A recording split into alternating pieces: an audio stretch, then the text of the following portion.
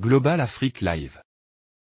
Début du procès en diffamation de Nicolas Poincaré de RMC à Paris. Ce matin, devant un tribunal de Paris, a débuté le procès en diffamation contre le journaliste Nicolas Poincaré de la radio RMC.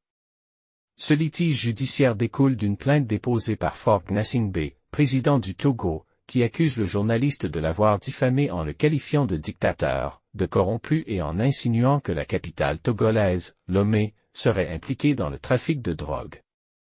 Pour soutenir sa plainte, des témoins ont été envoyés depuis Lomé pour assister les avocats du président Gnassingbé. L'affaire a suscité un vif intérêt médiatique et politique, car elle soulève des questions essentielles liées à la liberté d'expression, au devoir des journalistes de rapporter des faits et de commenter sur des personnalités politiques, tout en respectant les limites de la diffamation.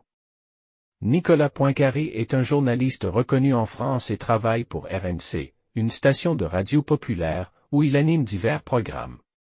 Sa couverture des affaires internationales et de la politique africaine a attiré l'attention du public, mais ses récents commentaires critiques sur le président Gnassingbé ont déclenché une action en justice.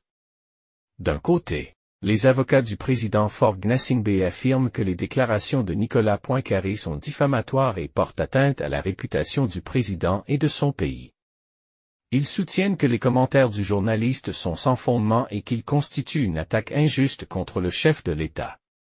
De l'autre côté, la défense de Nicolas Poincaré fait valoir que le journaliste a simplement exercé son droit à la liberté d'expression en critiquant un dirigeant politique et en soulevant des questions légitimes sur la gouvernance au Togo. Ils insistent sur le rôle crucial des médias dans la surveillance des gouvernements et le devoir de rapporter des informations au public. Le procès devrait permettre de déterminer si les commentaires de Nicolas Poincaré étaient effectivement diffamatoires et s'ils étaient fondés sur des preuves tangibles.